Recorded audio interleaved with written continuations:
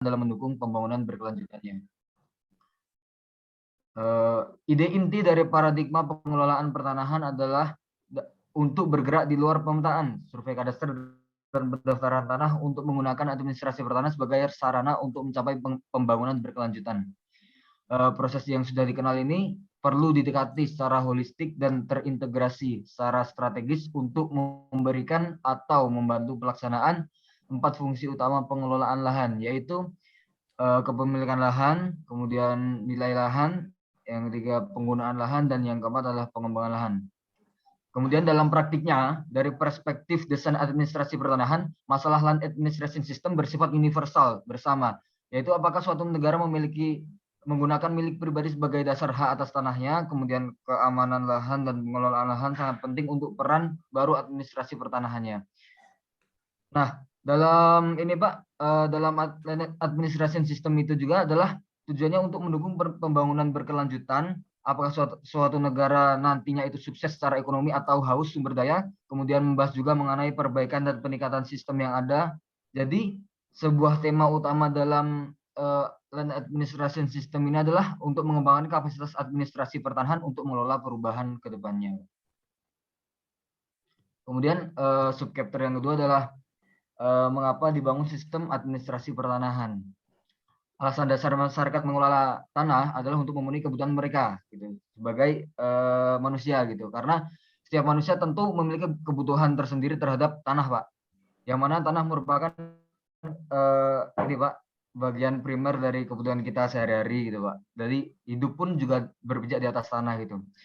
Jadi alasannya juga memiliki rumah yang aman atau bahkan tempat yang aman untuk tidur atau bekerja, memenuhi kebutuhan penabur itu misalkan dalam konteks pertanian ya Pak. Kemudian akibatnya sih Pak. Jadi timbal baliknya tanah itu dikelola oleh semua masyarakat menetap apakah mereka tidak yang digunakan dapat berupa formal atau informal. Sistem informal ini tidak membagakan sebagian besar alat di toolbox. Kan sangat berbeda pilihan untuk memberikan alat yang mereka gunakan dan menghasilkan hasil yang unik dan dari situasi yang unik tersebut.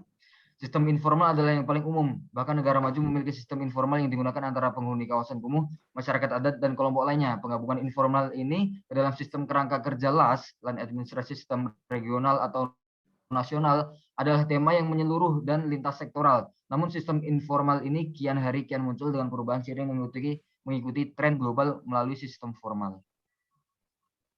Tujuan utama dari pembangunan sistem administrasi pertanahan atau land administrasi system antara lain yang pertama untuk mengelola cara berpikir orang tentang tanah, kemudian memberikan pandangan mengenai pembangunan berkelanjutan, kemudian membangun ekonomi bukan hanya untuk pasar tanah, mencapai tujuan sosial, mengelola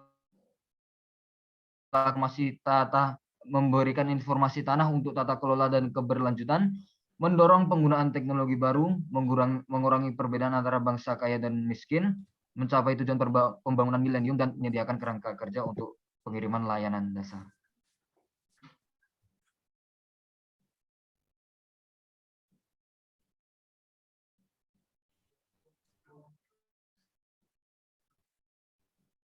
Sifat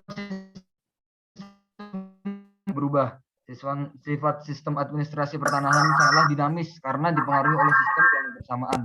Seperti pertentangan antara teknologi baru dengan penyampaian layanan yang ada dan operasi kelembagaan. Adanya masalah pembangunan berkelanjutan, adanya benturan antara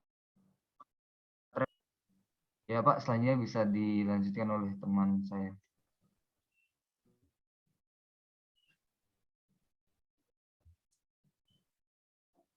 Mohon izin Maria.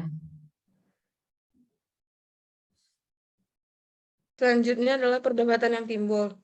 Yang pertama, kapan alat LAS berhasil diangkut, pemahaman yang lebih baik tentang cara kerja alat, dan peran yang dimainkan orang dalam mendukungnya telah mengilhami pendekatan yang koinventif di negara-negara yang ingin menggunakan pendekatan pasar tanah untuk meningkatkan pengelolaan tanah.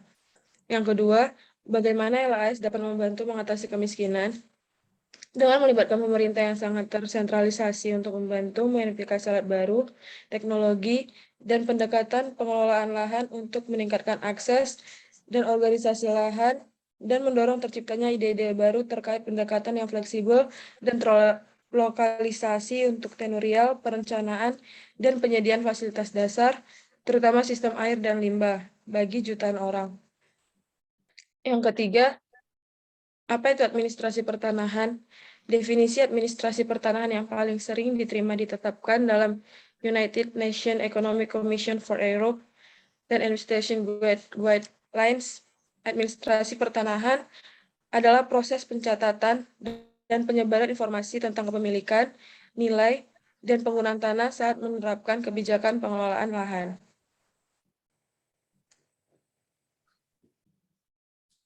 Menurut John Lindsay, menilai administrasi pertanahan sebagai pengelolaan sistem hak atas tanah termasuk berbagai subjek. Yang pertama, pencatatan informasi tentang hak atas tanah, pemegang hak, dan parsil. Yang kedua, prosedur yang mengatur transaksi di tanah, termasuk penjualan, hipotek, sewa, dan disposisi. Yang ketiga, penyelesaian ketidakpastian atau penyelesaian sengketa tanah tentang hak dan batas tanah. Yang keempat, lembaga dan proses untuk perencanaan, pengendalian, dan pemantauan penggunaan lahan. Dan yang terakhir, penilaian tanah dan prosedur perpajakan.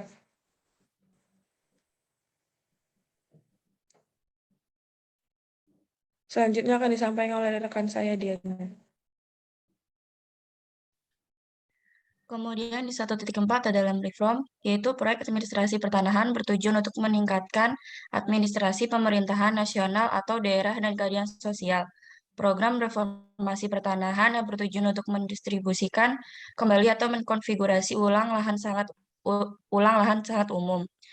Menurut Bruce et al., pertumbuhan bantuan pembangunan ini memberi tanah dan administrasi sangat penting. Kontras antara negara-negara yang mampu mengatur lahan dan negara-negara yang ketahanan lahan dan pangannya lemah menyebabkan upaya bersama untuk meningkatkan desain LAS.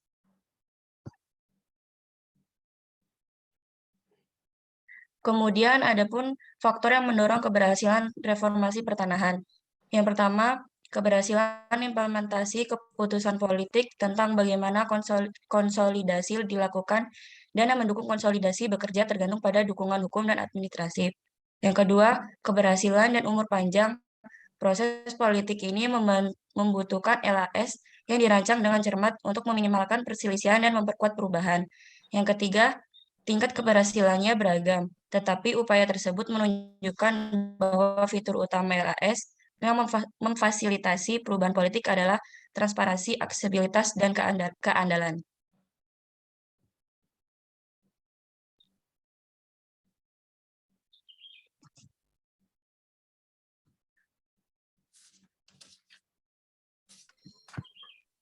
Baik, selanjutnya Bapak, ini untuk subchapter yang 1.5 itu tentang tata kelola pemerintahan yang baik. Tata kelola mengacu pada cara di mana kekuasaan dijalankan oleh pemerintah dalam mengelola sumber daya sosial, ekonomi, dan spasial suatu negara tersebut.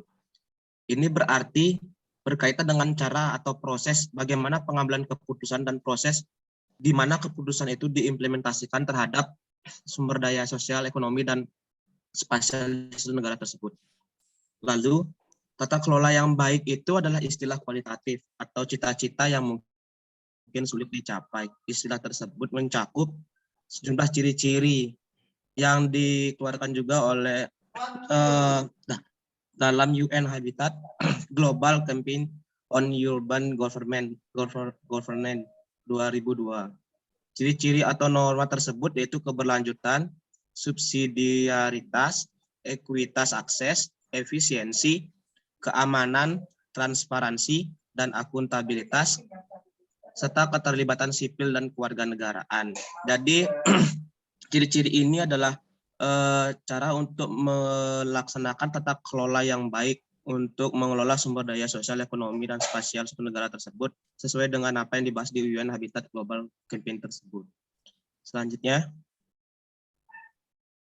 nah di sini disampaikan bahwa tata kelola yang lemah dalam administrasi pertanahan menyebabkan regulasi yang berlebihan dan produksi undang-undang standar, dan dokumen yang saling bertentangan dan dipenuhi celah satu sama lainnya.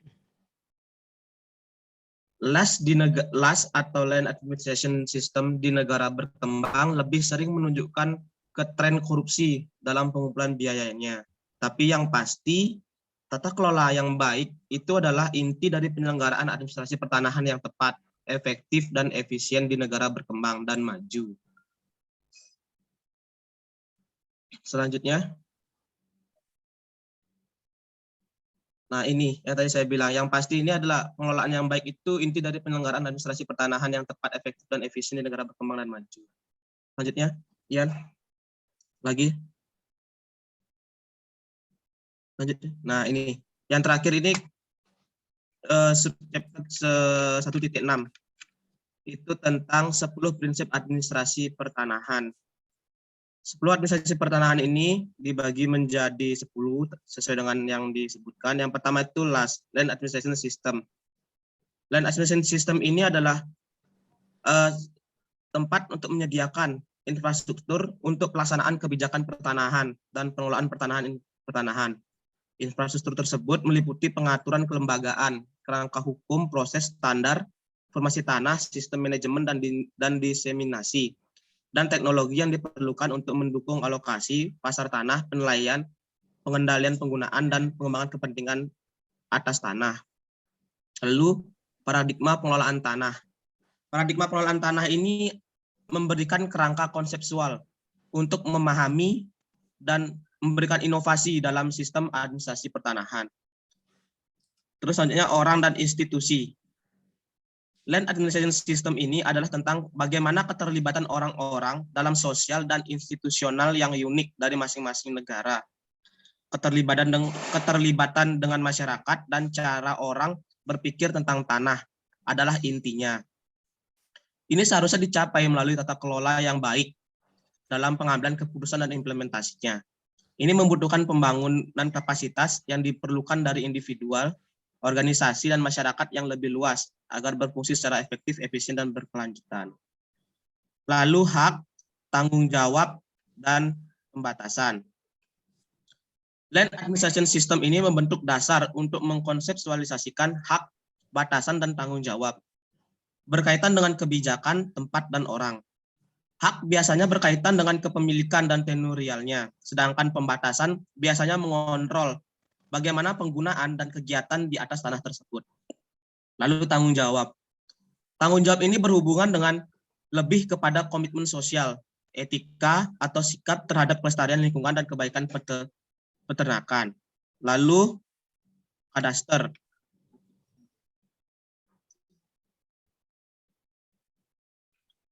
Kadaster ini adalah inti dari LAS atau Land Administration System yang memberikan integritas spasial dan identifikasi unik dari setiap bidang tanah. Lalu yang keenam ini adalah dinamis dan LAS. Dinamisme Land Administration System memiliki 4 dimensi. Yang pertama melibatkan perubahan untuk mencerminkan kesinambungan evolusi hubungan orang-orang ke tanah. Dimensi kedua adalah perkembangan teknologi informasi komunikasi dan globalisasi dan pengaruhnya pada desain dan pengoperasian Land Administration System. Dimensi ketiga adalah sifat dinamis dan informasi dalam LAS tersebut. Lalu dimensi keempat melibatkan perubahan dalam penggunaan informasi lahan. Terus yang ketujuh itu proses. Land Administration System ini menyertakan serangkaian proses untuk pengelolaan perubahan. Proses utama menyangkut tanah pengalihan, mutasi, penciptaan dan pembagian kepentingan, penilaian dan pengembangan terhadap tanah tersebut. Selanjutnya adalah teknologi.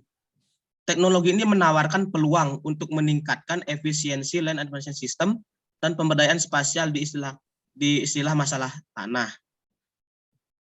Nomor 9 itu data spasial infrastruktur.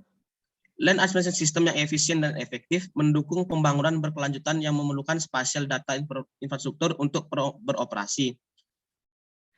Spasial data infrastruktur juga mengizinkan agregasi informasi pertanahan dari tingkat lokal hingga nasional.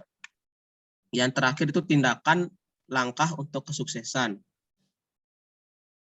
Sistem administrasi pertanahan yang berhasil diukur dari kemampuannya untuk mengelola dan mengelola lahan secara efisien, efektif, dan dengan biaya rendah. keberhasilan suatu administrasi pertanahan tidak ditentukan oleh kompleksitas kerangka hukum atau kecanggihan dari solusi teknologi. Keberhasilan itu terletak pada penerapan hukum, institusi, proses, dan teknologi yang dirancang untuk kebutuhan spesifik negara atau yurisdiksinya. Selanjutnya, Yan. Sekian Bapak pemaparan dari kami, delegasi dari kelas D untuk membahas tentang chapter 1. Kurang lebihnya kami minta maaf kalau ada yang bisa didiskusikan, kita diskusikan bersama. Dan yang terakhir saya ucapkan terima kasih juga untuk teman kelompok kami sudah bekerja keras untuk membuat hal ini, Pak. Terima kasih. Oke, ya terima kasih Beli 5D. Coba kembali ke slide sebelumnya ya. 10 prinsip. Teman-teman, termasuk kelompok yang lain ya, tolong diperhatikan ketika kita melakukan review. Karena beberapa terminologi pasti, slide sebelumnya Mas, jangan di-off-kan dulu. Aduh. Nah, sebelumnya. Nah, ini. Tolong untuk kelompok yang lain, kelompok 1 ya, mesti menyimak. Mengapa? Saya mengingatkan untuk keseluruhan ya. Nanti ketika ada presentasi, saya akan memberikan sedikit komentar. Teman-teman masing-masing kelompok 1 di kelas yang lain, itu bisa merevisi lagi materinya. Ya, mengapa? Karena hasil review, seperti kesepakatan kita di awal, nanti dijadikan satu dalam bentuk PDF menjadi satu file. Hasil review kelas D, satu file, kelas E, satu file, kelas F, satu file, dan masing-masing itu ada nama kelompok dan nama orangnya. Ini tadi kan di awal belum ada, 5D ya. Jadi di awal, chapter 1 disusun oleh kelompok siapa saja. Siap, Bapak. Ya, nanti seperti itu. Oke. Itu catatan pertama ya. Jadi nanti tolong, jadi ini tidak hanya untuk yang presentasi, karena 2 kelas yang lain di kelompok 1 kan tidak presentasi. Tetapi hasilnya nanti harus dibetulin gitu, berdasarkan komentar saya. Kalau misalnya belum benar. Oke, contoh sederhana saja. Ketika kita mencoba beberapa yang disampaikan oleh teman-teman ya, Rifki, Maria, Rahma, dan juga Made. Saya pingin ini aja yang paling sederhana. 10 prinsip. Ketika kita bicara 10 prinsip itu kan berarti, oh prinsip sistem administrasi pertanahan itu ini loh. Nah, mestinya tidak hanya LAS, tetapi sebetulnya dia menggunakan sistem administrasi pertanahan. Itu prinsip 1. Kemudian prinsip kedua, ini coba lihat nih. Ini sebetulnya kan land management paradigm kan. Kenapa bisa menjadi tanah pengelolaan paradigma? Kan aneh nih, translate-nya. Jadi menggunakan sistem informasi, sistem administrasi pertanahan, LAS ya. Kemudian yang kedua, berdasarkan pada paradigma land management. Nah, kemudian ini, LAS dan dinamis itu sebetulnya bukan begitu maknanya.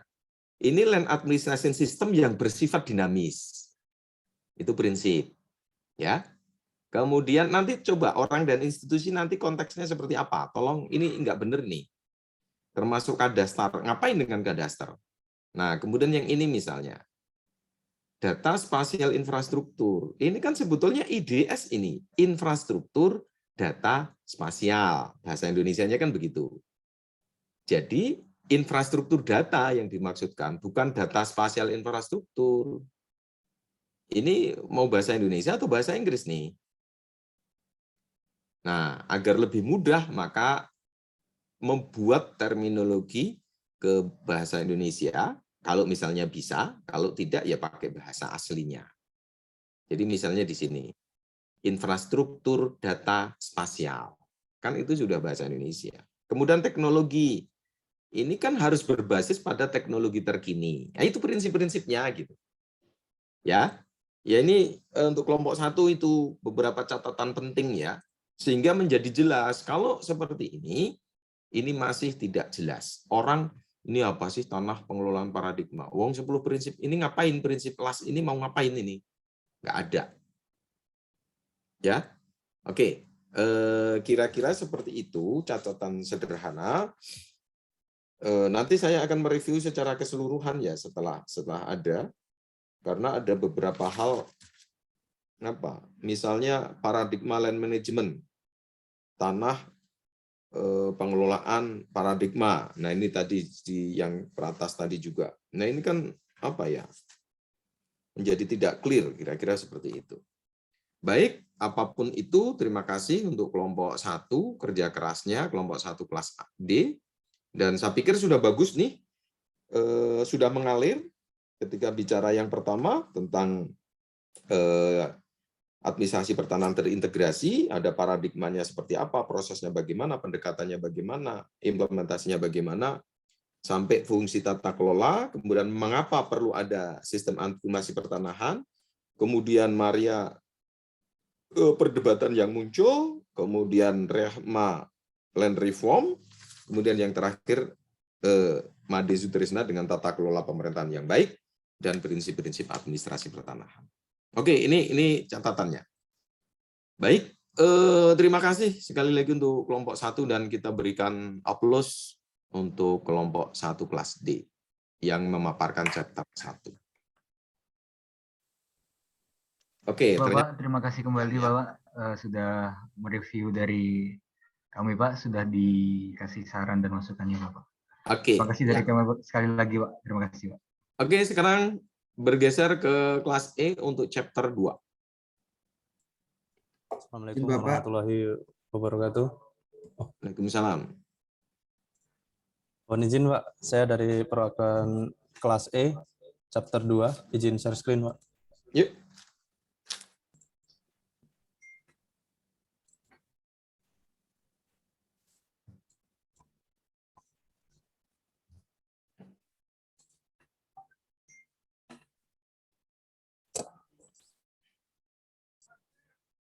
Assalamualaikum warahmatullahi wabarakatuh. Mohon izin Pak Staryono dan teman-teman semua.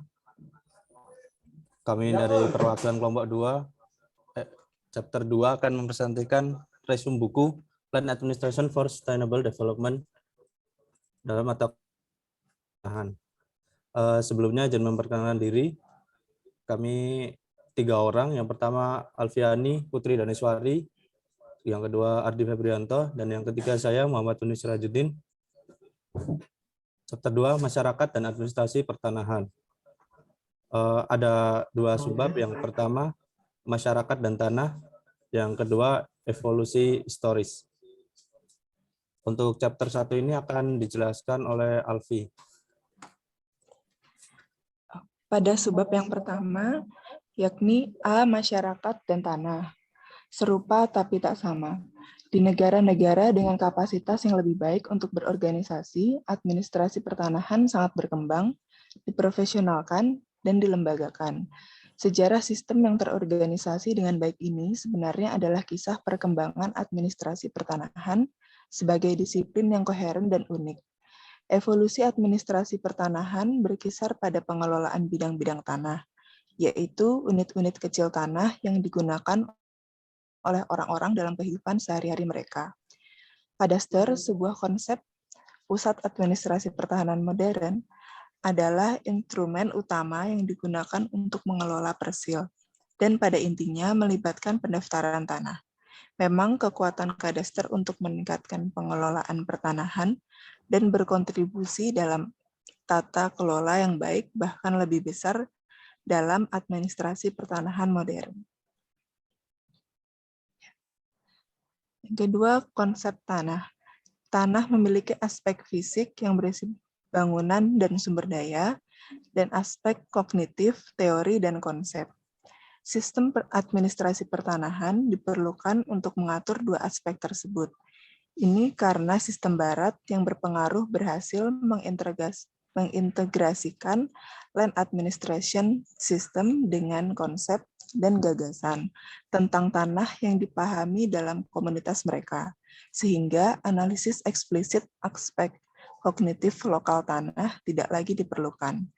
Namun, keselarasan antara aspek fisik dan kognitif tetap menjadi arus bawah penting, bahkan di sistem barat untuk memastikan Land Administration System dapat melakukan tugas mereka yang paling signifikan, yakni manajemen tentang cara orang berpikir tentang tanah. Next. Selanjutnya, ketiga, mengelola evolusi konsep tanah. Tanah bagi suatu komunitas mungkin hanya permukaannya untuk Indonesia, dengan bangunan yang dimiliki secara terpisah oleh Rosia dan kubus ruang udara seperti kondominium di banyak kota. Peluang pengembangan Masai Afrika Timur yang dijajah hasil hutan. Penggembalaan Masai Afrika Timur yang dijajah hasil hutan atau Eropa dan sekarang global. Norma dari segala sesuatu di atas dan di bawah permukaan dengan kepemilikan alternatif untuk berbagai deposit mineral dan minyak bumi. Oke, sebentar, saya salah ya, Mbak Alfi ya. Iya, Pak. Ini agak buruk ini, tolong teman-teman agak lebih jeli lagi ya. Misalnya, tanah bagi suatu komunitas, titik 2, di Indonesia, maka dia aspek permukaannya saja, penguasaannya. Kemudian yang kedua, ada bangunan pemilikan horizontal itu ya, pemisahan horizontal dan vertikal itu adalah di Rusia. Kemudian ruang atas, ruang bawah, seperti apartemen dan kondominium di beberapa kota. Kemudian yang ketiga, untuk penggembalaan itu biasanya dalam bentuk common sense gitu ya, kepemilikan bersama. Ini juga tidak hanya di Masai Afrika Timur, di situ juga iya. Tapi dalam konteks Indonesia ada di NTT kayak savana. Nah, seperti itu sehingga pembagiannya agak clear gitu kan. Kalau komunitas mungkin hanya bukaan di Indonesia, terpisah Rusia dan ruang. Nah, ini kan nggak enak banget nih. Nah, kira-kira seperti itu. Mohon maaf ini saya menyela karena ini agak terganggu agar teman yang lain juga bisa memahami. Ya, terima kasih Pak.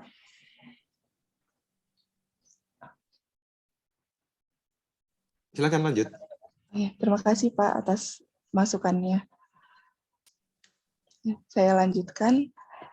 Selanjutnya, alat kadaster baru seperti model domain kadaster kepemilikan sosial oleh Augustinus Lehmann dan Van Oosterom 2006, dan peluang identifikasi lahan oleh Global Positioning System atau GPS, dan sistem yang diaktifkan secara spasial membantu pendekatan berbasis non-paket lebih luas ini.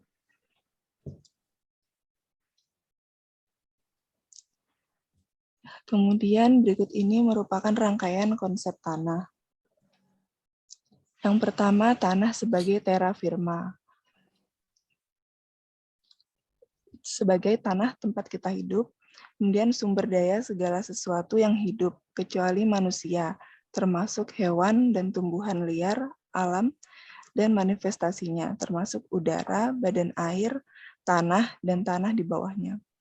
Yang kedua, tanah sebagai ruang fisik, yakni permukaan dan daerah tempat kehidupan berlangsung.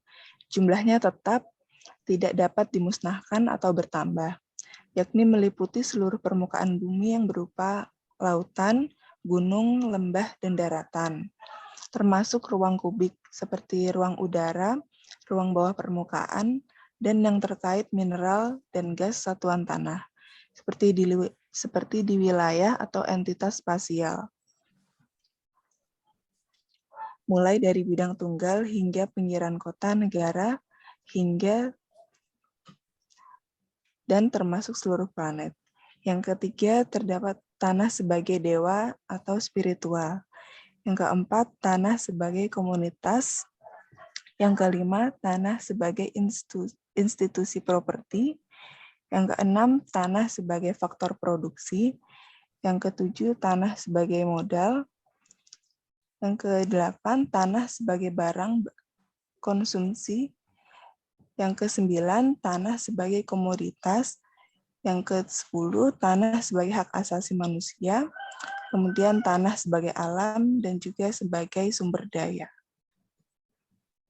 Selanjutnya akan dijelaskan oleh rekan saya, Munif.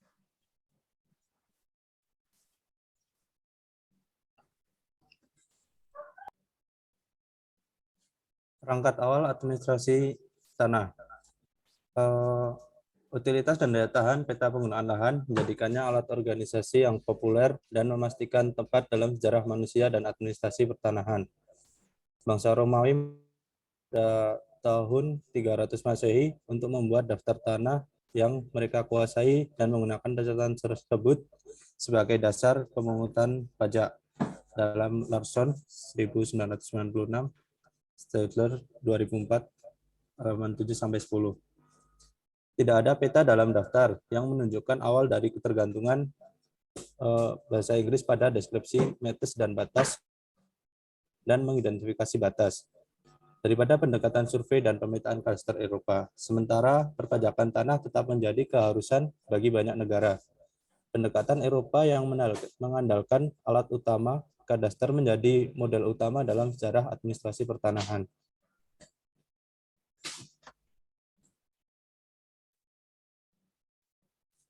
Perkembangan kadaster gaya Eropa. Yang pertama, kadaster sebagai alat fiskal. Survei tanah Swedia pada awal abad ke-17 mengandalkan peta. Kadaster Teresian memberikan informasi tanah yang tahan lama dan luas sebagai dasar untuk mengenakan pajak pada kaum bangsawan. Perbedaan antara peta yang lebih tua atau model lama dan kadaster Teresian ini terletak pada penggunaan pengukuran ilmiah, penandaan sistematis bidang tanah individu, dan representasi diagram dari hasil proses ini. Yang kedua, kadaster sebagai alat pasar tanah. Hubungan antara pencatatan informasi yang berkaitan dengan tanah dan lembaga kepemilikan pribadi dinyatakan dalam proses formal pendaftaran tanah. Inggris mengembangkan teori properti dan sistem administrasi yang serupa fasilitasi pertumbuhan pasar tanah. Perubahan pengolahan lahan yang signifikan menyebabkan peningkatan produktivitas untuk menciptakan plot yang lebih besar dan lebih produktif.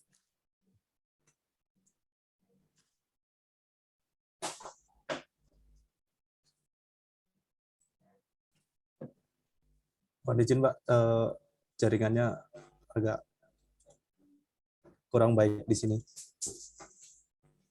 Yang ketiga adalah kadaster sebagai alat perencanaan. Hukum dan sistem administrasi pertanahan semakin dibutuhkan untuk mengelola yang luas. Kadaster sebagai catatan bidang tanah dan daftar kepemilikan menjadi alat yang berguna untuk perencanaan kota dan penyediaan layanan vital seperti listrik, air, saluran pembangunan, dan sebagainya. Yang keempat, kadaster sebagai alat pengelolaan lahan. Tahun 1980-an, melihat perubahan yang berbeda dalam keprihatinan tentang kelangkaan lahan, fokusnya beralih ke isu-isu yang lebih luas tentang degradasi lingkungan dan pembangunan berkelanjutan, serta kesetaraan sosial dalam distribusi lahan. Isu-isu perencanaan diperluas untuk mencakup lebih banyak kepentingan masyarakat dan diperdalam untuk menjawab kebutuhan akan informasi yang komprehensif tentang dampak penggunaan lahan terhadap lingkungan sekitar. Selanjutnya, adopsi internasional kadaster multiguna. Perubahan hubungan orang ke tanah, sama komoditas tanah, memberikan arti yang jauh lebih besar bagi peran kadaster dalam teori administrasi pertanahan, terutama karena alat tersebut menjadi identik dengan praktik pertanahan terbaik. Prinsip kadaster diusulkan untuk Spanyol, Portugal, dan negara-negara Amerika Latin dalam deklarasi kadaster di Amerika Latin. Dipresentasikan di Komite Permanen Kadaster di Amerika Latin pada tahun 2006 untuk diterima oleh setiap negara anggota. Deklarasi kadaster di Amerika Latin ini mengumumkan bahwa kadaster adalah tanggung jawab pemerintah dan tidak dapat dimiliki oleh swasta. Mengikuti model Eropa membangun kadaster sebagai infrastruktur pemerintah. Pengaruh modern yang paling penting pada desain dan utilitas kadaster adalah kapasitas mereka untuk mendukung pengolahan lahan untuk pembangunan berkelanjutan. Ketika kadaster berisi data yang dapat di-geocode dan disimpan dalam bentuk digital, informasi yang dikandungnya menjadi berguna bagi lembaga pemerintah selain lembaga kadaster dan pendaftaran yang memeliharanya. Untuk poin B akan dijelaskan oleh Pak Ardi atau Bang Ardi.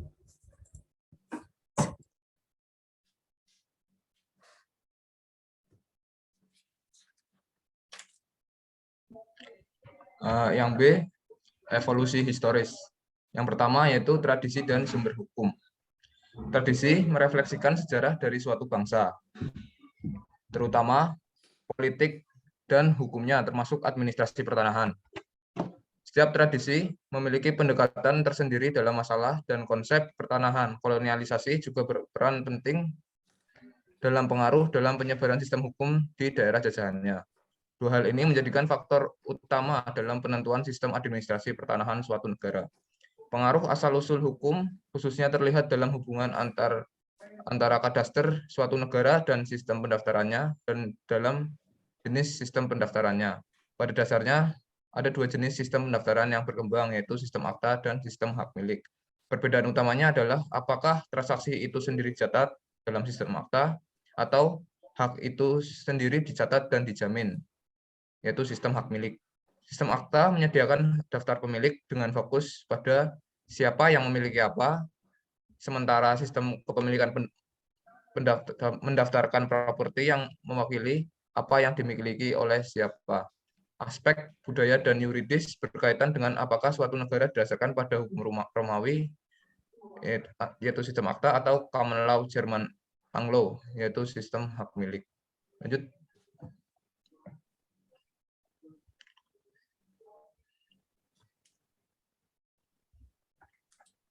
Yang kedua, variasi historis pendekatan sistem administrasi pertanahan Inggris dan Eropa. Eropa berfokus pada kadaster dan sistem pendaftaran tanah oleh petugas, dan Inggris berfokus pada sistem berbasis akta yang berdiri terpisah dari survei kadaster. Pendaftaran tanah di Inggris relatif muda dan secara resmi kembali ke daftar akta Middlesex pada tahun 1708 dan Yorkshire tahun 1884. Dan sebelum itu ke sistem yang kurang formal untuk menyimak akta seperti di gereja dan gedung peradilan. Akhirnya Ordnance Survey memenuhi kebutuhan untuk pemetaan persil yang terorganisir secara default dengan menunjukkan semua pekerjaan batas. Sistem akta di Inggris menjadi tidak dapat dijalankan pada akhir abad ke-19 dan pada tahun 1925 reformasi hukum yang substansial akhirnya diberlakukan. Lanjut. Sistem administrasi pertanahan di Amerika. Amerika Serikat masih memberlakukan sistem akta. Sifat federal pemerintah menyebarkan tanggung jawab untuk pengelolaan catatan tanah di berbagai negara bagian. Sejumlah besar sistem hukum dan administrasi diciptakan, umumnya mencerminkan pemukiman pra-revolusi, pasca-revolusi, antebellum, dan postbellum, dan juga warisan Prancis dan dari negara-negara tertentu.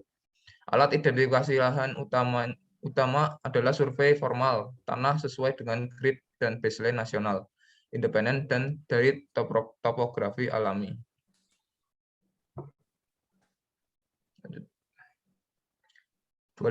Dualitas di negara-negara postkolonial atau mantan jajahan, hasil jajahan Eropa.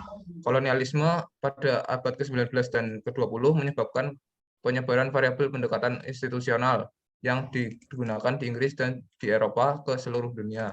Di antara variasi situasi kolonial muncul pola umum. Biasanya pendekatan formal negara lama digunakan untuk mengelola tanah penjajahan, meninggalkan penduduk lokal untuk melanjutkan praktik pengelolaan tanah mereka yang unik. Dualisme normatif di negara-negara jajahan ini tetap menjadi masalah saat ini dan sering diperparah oleh pendekatan nasional, regional, dan lokal yang berbeda terhadap administrasi pertanahan.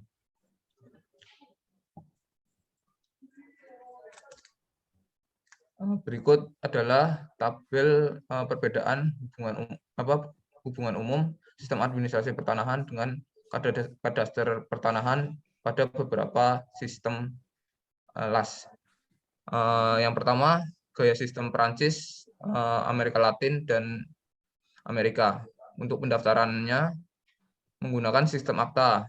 Pendaftaran transaksi, hak tidak dijamin notaris, pencatat, pengacara, dan perusahaan asuransi. Kemudian akta dideskripsikan dengan satuan meter dan sketsa tanah yang tidak harus sama dengan akta kadastral. Pada kadaster pertanahannya hanya bertujuan untuk perpajakan tanah. Referensi spasial atau peta hanya digunakan untuk kepentingan pajak dan tidak ada keterlibatan surveyor. Pendaftaran kadastral merupakan proses yang dilakukan setelah pendaftaran pertanahan.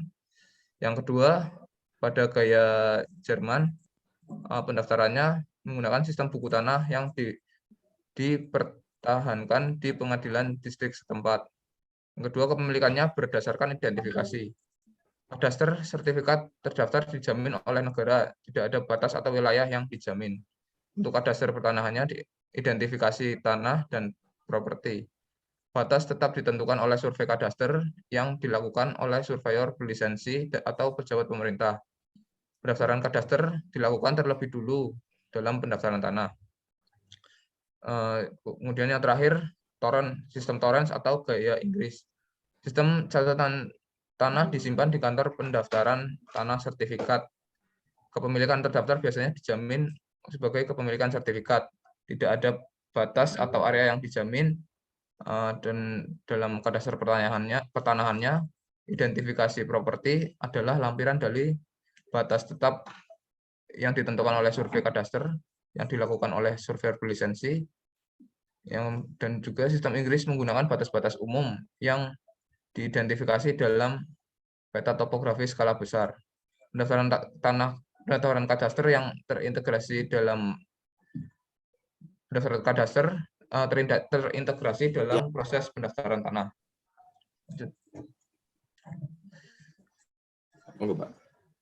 Ya, sekian presentasi dari kelompok 2 kelas E. Apabila ada kesalahan kata, kami mohon maaf. Terima kasih. Sekian.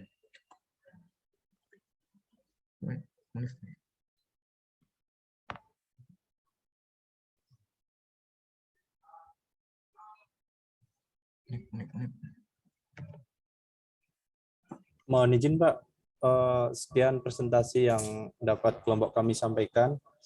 Mohon saran dan masukannya.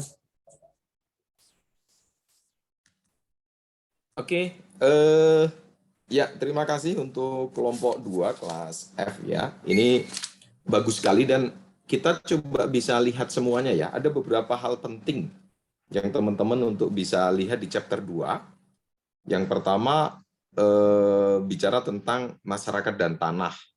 Maka dia bicara konsep tanah. Ternyata konsep tanah itu menjadi kurang lebih sampai 12 ya konsep ya. Tanah sebagai ruang hidup. Kalau di Jerman itu disebut dengan Lebensraum. Tetapi tanah juga disebut hanya ruang fisik belaka. Kemudian tanah mempunyai fungsi spiritual sebagai dewa tadi ya. Kalau di Papua ini kan tanah sebagai ibu kandung. Kemudian tanah itu sebagai satu entitas, disebut komunitas di sini. Kemudian tanah juga institusi properti, ada faktor produksi sebagai modal, sebagai barang konsumsi, komoditas, bahkan tanah itu sebagai hak, masuk HAM juga. Kemudian alam dan sumber daya. Nah, kemudian berikutnya sejarah kadaster. Ternyata kadaster itu di dunia ini macam-macam ya. Ada sebagai alat fiskal, alat pasar tanah, alat perencanaan, alat pengelolaan lahan. Nah, sebetulnya ketika meresume dan mereview itu, tadi misalnya pas Munif ya menyampaikan sejarah kadaster. Kadaster sebagai alat fiskal, alat pasar tanah, alat perencanaan, alat pengelolaan lahan. Dalam konteks Indonesia, itu saat ini kadaster kita itu sebagai apa gitu? Apakah sudah sebagai alat perencanaan? Sudah belum? Atau justru sudah sebagai pengelolaan lahan? Sudah belum? Sudah sebagai alat fiskal? Sudah belum? Kok malah empat-empatnya nggak ada semua nih? Kenapa? Karena cenderung kita ini sebagai bukti hak, hukum, juridical kadaster.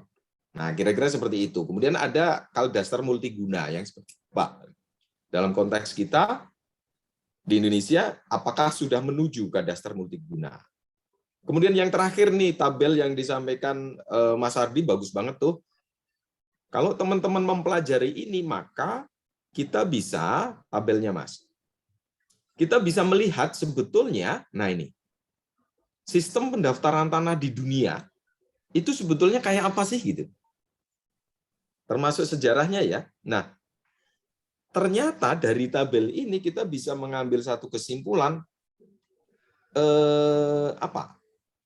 sistem administrasi pertanahan atau pendaftaran dengan sistem kadaster itu ternyata berbeda. Gitu. Nah, perbedaannya di mana? Nah, ketika kita bicara kadaster, seperti ini nih, yang ada di kanan. Tetapi ketika kita bicara pendaftaran, yang didaftarkan apa? Ada sistem akta dan segala macam. Nah, kemudian tadi saya nggak mendengar penjelasan Ardi yang terakhir ya tentang torrents ya. Sistem pendaftaran torrents, kemudian sistem pendaftaran negatif, kemudian sistem pendaftaran positif, stelsel positif. Nah, di Indonesia saat ini menggunakan apa gitu? Torrents juga tidak, negatif yang sebetulnya dia negatif, positif juga tidak. Tetapi kita menggunakan pendaftaran tanah negatif bertendensi positif. Nah, ini maksudnya apa? Nah, kalau teman-teman mampu mengidentifikasi ini, maka kemudian tahu, oh yang dimaksud pendaftaran tanah negatif bertendensi positif itu seperti ini. Kemudian bagaimana ke depan? Apakah kita kemudian layak melakukan pendaftaran tanah positif? Nah, kira-kira itu catatan pentingnya, sehingga terima kasih nih kelompok 2. Ini memberikan insight bagi kita semua tentang sistem administrasi pertanahan dan kadaster.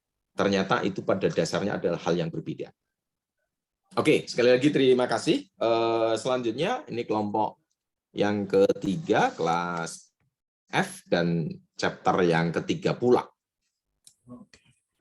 Permisi Bapak, saya perwakilan dari kelas F. Oke. Mohon izin untuk share screen menampilkan hasil diskusi saya dengan rekan saya.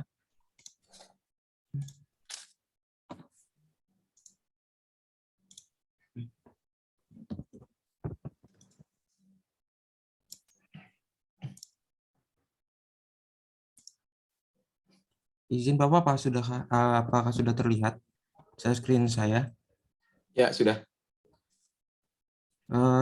Di sini kelompok kami menyampaikan bahasan yang terdapat dalam chapter 3 mengenai disiplin administrasi pertanahan yang akan dijelaskan oleh rekan saya. Ada Bang Leonard Tommy Andrean dan saya sendiri Muhammad Fajar Budi Sasongko. Dalam chapter ini terdapat 3 subbab. Subbab yang pertama, evolusi administrasi pertanahan sebagai suatu disiplin, yang membahas 1. Pertumbuhan metode ilmiah pengelolaan lahan, 2. Administrasi tanah setelah Perang Dunia II, 3. Era tahun 1980-an, yang keempat, evolusi konsep penatausahaan tanah. Untuk yang kelima, pengaruh komputer. Untuk subbab yang kedua, administrasi pertanahan dan pembangunan berkelanjutan atau LAS. Pembahasan yang pertama, 1. Melaksanakan pembangunan berkelanjutan melalui LAS. 2. Menjelajahi keberlanjutan ke strategi LAS operasional yang jelas. Untuk subbab yang ketiga, gabungan dari pembatasan dan tanggung jawab dalam LAS. Bahasannya terdiri dari 2 bahasan. Yang pertama, pertumbuhan regulasi dan tanggung jawab. Yang kedua, tanggapan administrasi tanah.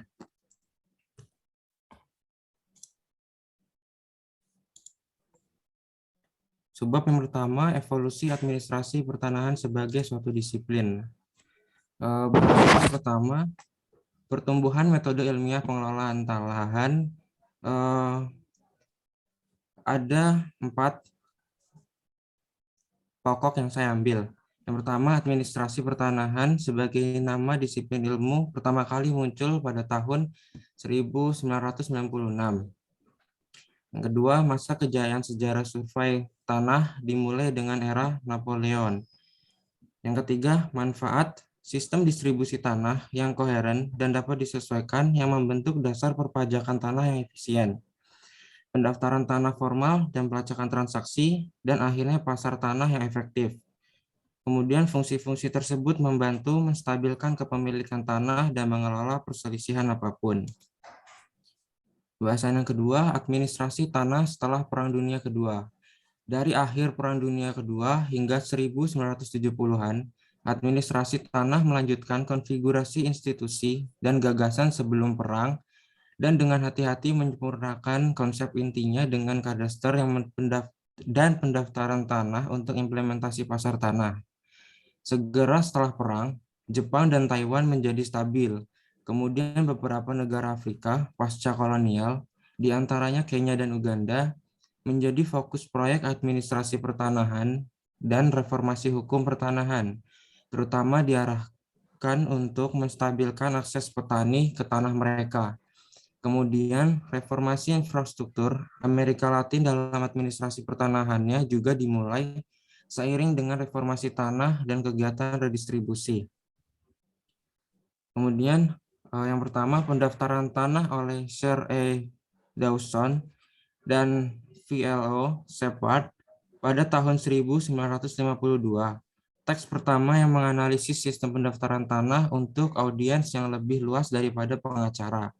Yang kedua, hukum tanah dan pendaftaran tanah oleh S. Rawton Simpson pada tahun 1976.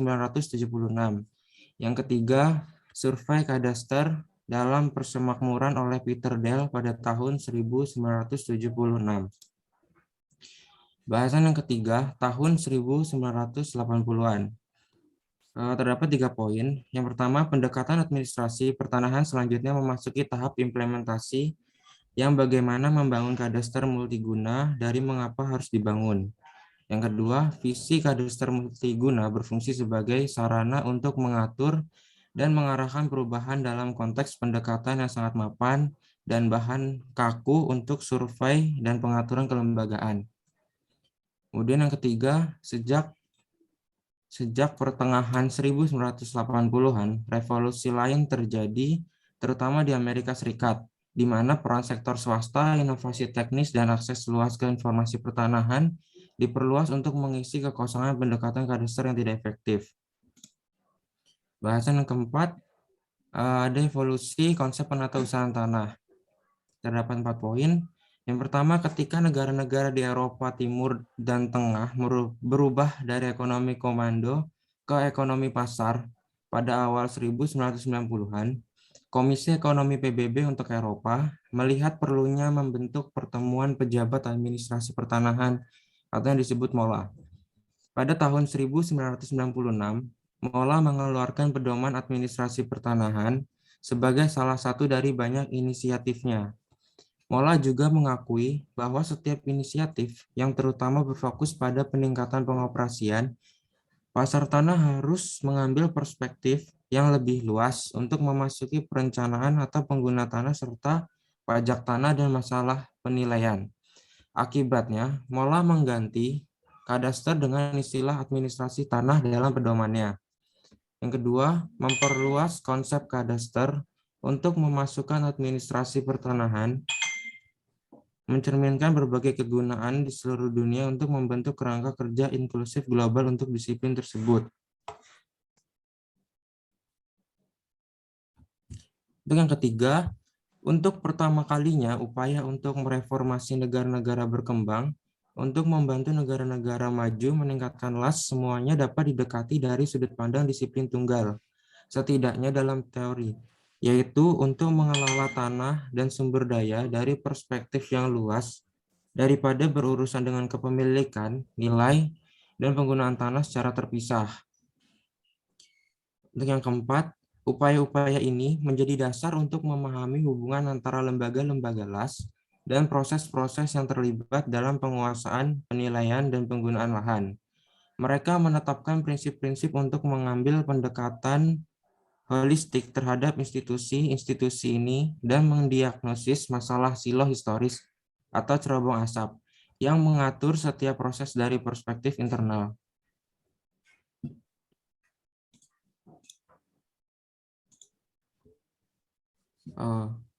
Bahasan yang kelima, pengaruh komputer. Pada tahun 1970-an, poin yang saya ambil, konversi catatan las dari sistem kertas ke digital dimulai. ketika teknologi sirkuit terpadu mengurangi biaya komputer dan komputer pribadi mulai populer. Untuk tahun 1980-an, lembaga silo yang terlibat dalam administrasi pertanahan mengubah proses mereka menjadi sistem digital, tetapi untuk setiap sistemnya itu unik. Kemudian untuk tahun 1980-an dan kemudian terdapat 5 poin yang saya ringkas. Yang pertama, masalah integrasi informasi seperti menggabungkan nilai dan data registrasi melibat dua pilihan. Dari setiap lembaga menyediakan semua datanya ke komputer utama yang menyediakan akses atau menyediakan ke hub sistem. Yang ketiga, komputer membuka potensi untuk berbagai informasi tanah asalkan terorganisir. Yang keempat, peluang ini mendorong terciptanya SDI sebagai bagian dari infrastruktur administrasi pertanahan untuk mengelola sumber daya informasi pertanahan yang besar dan belum dimanfaatkan, dan untuk menggabungkan lapisan informasi dalam GIS dan data kadaster digital. Untuk yang kelima, kedatangan internet mengharuskan setiap badan administrasi pertanahan untuk mengaktifkan setidaknya beberapa akses web ke datanya, dan akhirnya mengubah proses menjadi sistem digital dan interaktif yang dikenal secara global sebagai e-land. Di sini ada masalah berbagai data menjadi signifikan setelah komputer desktop mengambil alih dari komputer mainframe. Yang pertama, muncul masalah berbagai di antara semua komputer dalam bisnis atau lembaga melalui intranet. Yang kedua, ketika internet tiba dan dapat dibagikan ke seluruh, ketika internet tiba-tiba putus, dapat dibagikan ke seluruh dunia, memperluas kebutuhan akan keamanan. Yang ketiga, secara bersamaan, perbaikan dalam sistem perangkat lunak membawa kapasitas komputer jauh melampaui harapan tahun 1980. Kemudian untuk subbab yang kedua akan dijelaskan oleh Bang Tommy. Silakan Bang Tommy. Untuk subbab kedua ada administrasi pertanahan dan pembangunan berkelanjutan.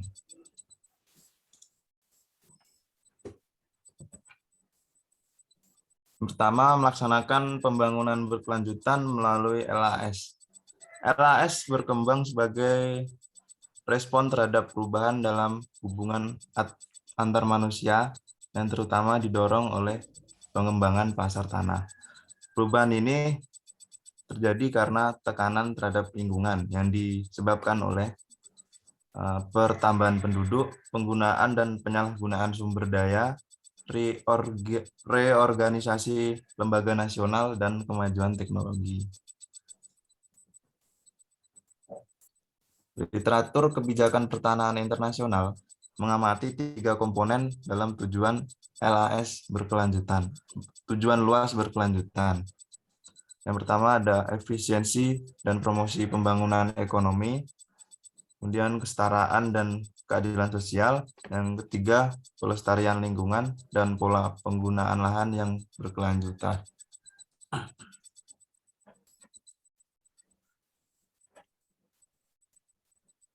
Bahasan kedua, strategi LAS operasional yang jelas. Salah satu pendekatan yang hampir universal adalah mengurangi pembangunan berkelanjutan menjadi hasil eksplisit yang dapat dicapai. Kadang-kadang disebut strategi kebijakan, implementasi, atau prinsip. Suatu aturan yang sudah lama oleh GTZ Jerman, ILC 2004 untuk negara berkembang. 1. Peningkatan alokasi sumber daya dengan meminimalkan masalah lahan, terutama untuk keuntungan pemilik lahan kecil dan menengah. 2. Dukungan akses ke lahan untuk kelompok yang hidup dalam kemiskinan. 3. Penciptaan keamanan hukum yang lebih tinggi dalam pengalihan dan penggunaan tanah, terutama untuk perempuan. Yang keempat, desain pola penggunaan lahan yang berkelanjutan, tuntutan pendidikan, dan pelatihan di bidang sistem penguasaan tanah dan tanah pengelolaan. Next. Untuk sebab yang terakhir, ada gabungan dari pembatasan dan tanggung jawab dalam LAS. pertumbuhan regulasi, dan tanggung jawab. Tantangan langsung untuk pembangunan berkelanjutan terletak pada perluasan kapasitas modern administrasi tanah di luar pengelolaan hak atas properti di tanah dan sumber daya untuk mengelola hak atau right, pembatasan, restrictions, dan tanggung jawab atau responsibility yang sering disebut RRR di sebagian besar literatur. Peningkatan jumlah dan kompleksitas pembatasan dan tanggung jawab di demokrasi barat sangat fenomenal. Awalnya didorong oleh gerakan konsumen dan kebutuhan untuk mengatur transaksi tanah, tetapi diperluas sebagai akibat dari standar industri dan bangunan, muncul dari perencanaan penggunaan lahan dan kontrol kualitas yang mempengaruhi perilaku terkait lahan.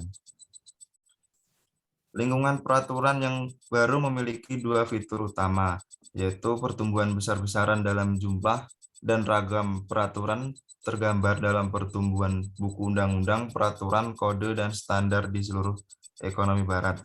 Yang kedua, sifat kompleks dari tatanan normatif baru. Tanggapan administrasi tanah. Apakah penciptaan dan akses harus diatur di sekitar transaksi tanah atau sekitar kegiatan regulasi itu sendiri? Dalam konteks LAS di seluruh dunia, tidak adanya catatan pembebanan dan pembatasan oleh hukum publik adalah masalah utama. Langkah-langkah pemerintah dapat membatasi hak pembuangan dan penggunaan tanah sampai tingkat tertentu dan kadang-kadang substansial. Bagian besar pemerintah di negara demokrasi modern perlu memastikan bahwa seseorang yang membeli, menyewakan, atau menggadaikan tanah memiliki peluang yang wajar untuk menemukan batasan dan tanggung jawab apa yang mempengaruhi lahan tersebut. Sebuah tipikal pendekatan bagaimanapun adalah untuk menempatkan tanggung jawab untuk memberikan informasi ini pada penjual, tuan tanah, dan peminjam, selain dari agen yang membuat juga dari pengelola pembatasan dan tanggung jawab. Demikian pembahasan dari kelompok kami mengenai chapter 3. Terima kasih.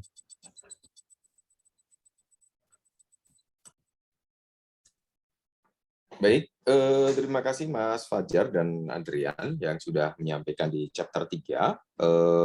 Saya tidak mereview untuk chapter 3 ini ya, karena lumayan agak berat dan konsepsional banget gitu ya, sehingga ketika kemudian kita coba turunkan bagaimana LAS yang berkelanjutan pada prinsipnya, maka beberapa hal tadi sudah dipaparkan secara baik oleh Mas Andrian dan Mas Fajar. Baik, terima kasih sekali lagi Mas Fajar dan Mas Andrian. Untuk selanjutnya, ya ternyata sudah 1 jam lebih 10 menit. Saatnya kita berdiskusi, karena saya mereview tadi, per ini saya sudah sedikit review, itulah beberapa catatan saya. Sekarang giliran teman-teman untuk menyampaikan tanggapan, atau menambahkan, atau mempertanyakan, misalnya itu maksudnya nggak begitu gitu, tetapi begini gitu. Nah itu silahkan. Kita akan akhiri jam 10, kemudian nanti 10 sampai 10.30 akan ada kuis, 1 kuis gitu ya. Silahkan kalau ada. Tapi ada lah, masa nggak ada.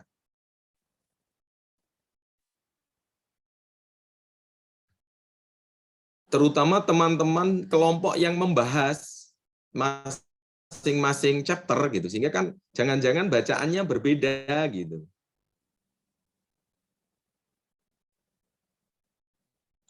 Mohon izin, Pak. Ya, silakan.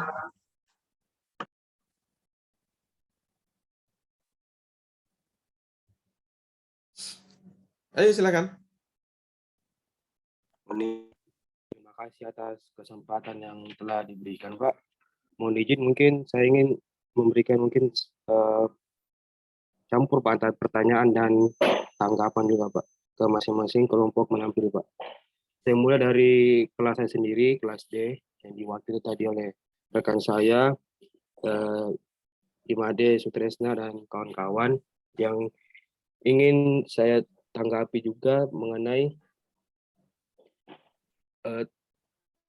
tata kelola yang mengacu pada cara di mana kekuasaan dijalankan oleh pemerintahan dalam mengolah sumber daya sosial, ekonomi, dan spasial suatu negara. Terus di slide selanjutnya, kelompok mereka mengatakan bahwa tata kelola yang lama dalam administrasi pertanahan menyebabkan regulasi yang berlebihan.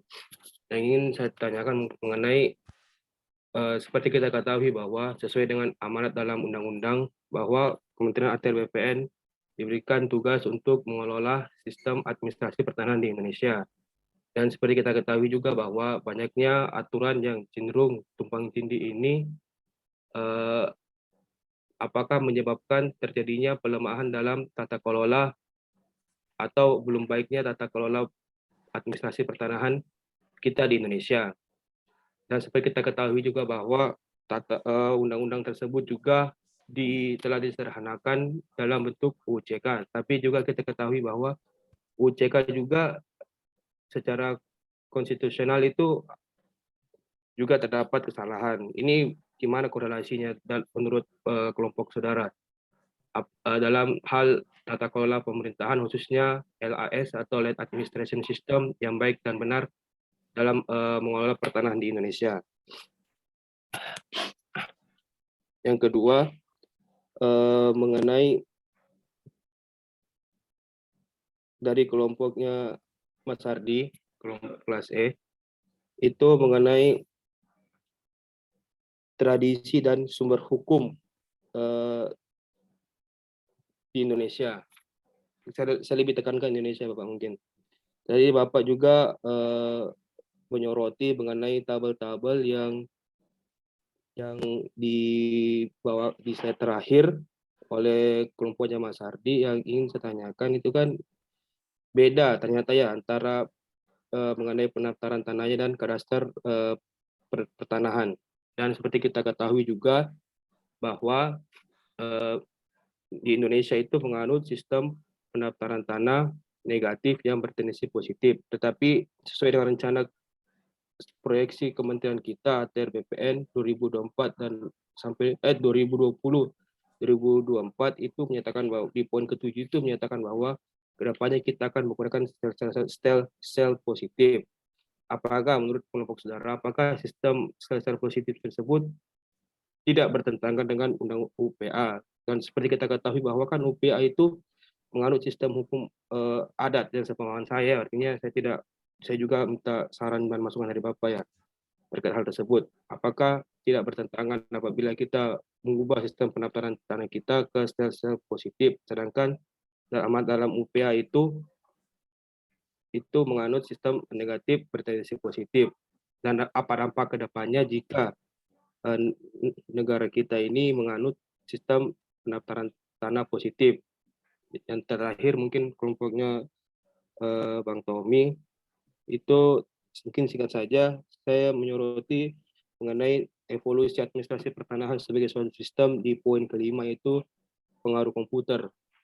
Ini seperti kita ketahui bahwa di zaman milenial sekarang kan semuanya serba elektronik, bahkan hampir semua jenis pekerjaan itu atau pelayanan bahkan sudah menggunakan sistem elektronik.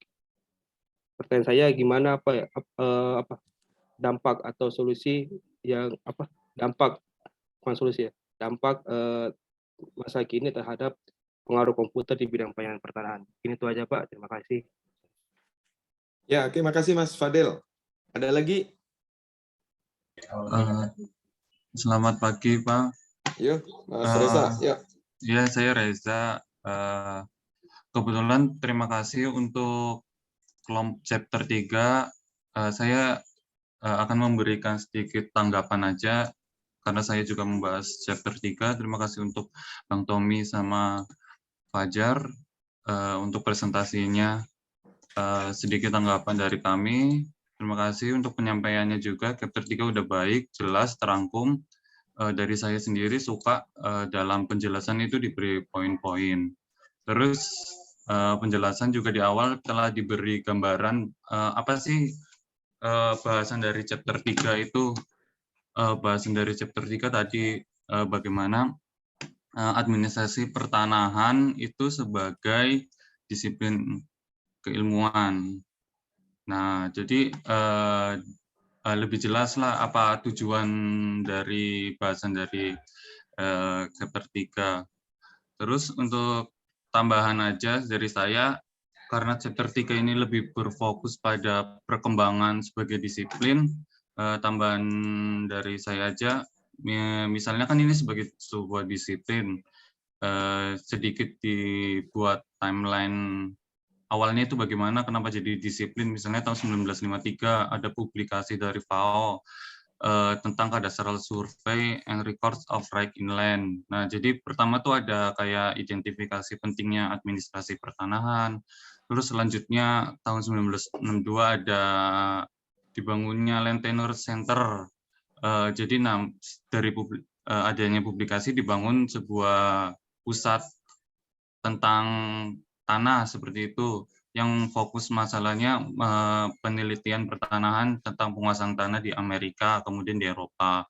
Terus tahun 1970 ada perkembangan bagaimana profesi surveyor sebagai keahlian yang dibuktikan, misalnya adanya International Federation of Surveyor seperti itu. Terus selanjutnya sudah dijelaskan timeline per tahun tadi setelah Perang Dunia tahun 1980, 1990 dan goalnya pada tahun 1996 tadi sebagai, nah itu administrasi sebagai disiplin ilmu pertanahan pada tahun 1996. Terus tambahan juga, jadi pengaruh-pengaruh dari disiplin ilmu pertanahan itu bagaimana? Kan ada juga di pembahasan pengaruhnya tentang sustainable development. Jadi pengaruh ilmu itu, disiplin itu juga memadukan untuk tujuan lingkungan dan tujuan sosial untuk mendorong pembangunan kadaster yang efektif dan efisien di masing-masing negara. Ada juga misalnya ada deklarasi Bathurst yang menjadi dokumen formatif dalam teori administrasi pertanahan. Terus selain itu juga bisa ditambahkan tadi pengaruhnya influence of development at project. Jadi pertumbuhan disiplin ilmu administrasi juga ada peran terhadap yang berdampak, peran administrasi pertanahan dalam mengubah teori administrasi publik berdampak terhadap lembaga administrasi pertanahan dan dalam keberhasilan ekonomi. Terus ada pembatasan struktural bagaimana peran pemerintah dan swasta di situ. Terus adanya disiplin ilmu ini juga bisa memberi dukungan internasional, bahwa jadi banyak penelitian-penelitian akademis dan profesional yang membuat secara seimbang.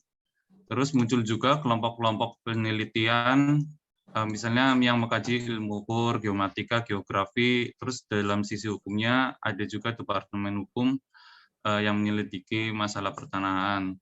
Serta yang terakhir, kalau yang bagian disiplin ini ada pengaruh komputer. Ini bagus sih tadi penyampaiannya, udah bagaimana perkembangan komputer dari misalnya kertas jadi digital, spasial udah mulai komputer, ada topologi bidang, SIG, satelit imaging, terus penyebaran informasi keilmuan melalui web akses ke seluruh dunia, ada internet, jadi lebih mudah dalam mendapat informasi terkait pertanahan. Itu aja sih tambahan dari saya.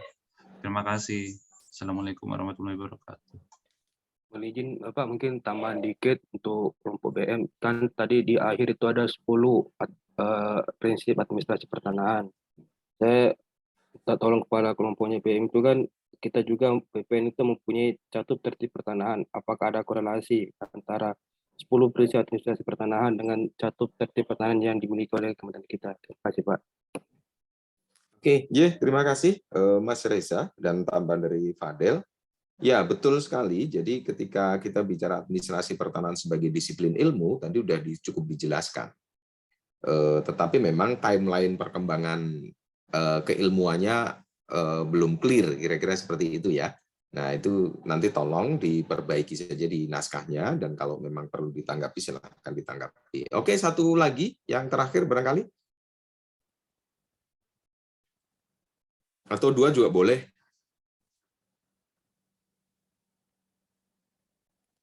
Nah, maksud saya seperti itu, ketika Mas Reza juga membahas di chapter 3 ya, nah dia bisa menambahkan. Nah, mestinya yang chapter 1 dan 2 itu kan sebetulnya sekurang-kurangnya kan ada masing-masing kan 2 tim yang bisa merespon. Nah, sebetulnya begitu sih. Ini namanya belajar bersama seperti itu. Atau harus diundang ya? Kelompok chapter 1 kelas E misalnya.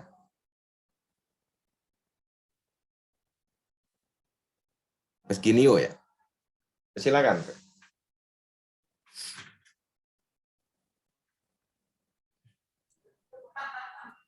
Kelompok 1, Pak, diwakili oleh Rendra, Pak. Mana Rendra?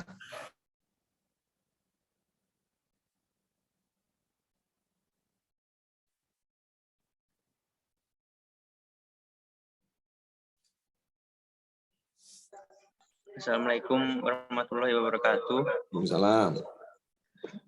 Saya Rindra, Pak, dari kelas E. Mungkin sedikit, Pak, dari kami, dari keseluruhannya itu tidak jauh beda, Pak.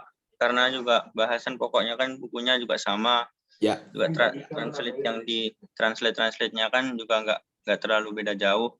Jadi bahasan kita tuh juga berarti salahnya juga sama ya? Ya, nggak tahu juga sih, Pak. Salahnya Tapi, juga sama, kira-kira gitu. Dengan buku yang sama, mungkin nggak jauh beda, Pak, bahasan kami. Yang penting tentang pembangunan konsep mengenai administrasi pertanahan itu, Pak. Oke, terima kasih, Mas Rendra. Siap, terima kasih, Pak. Yuk.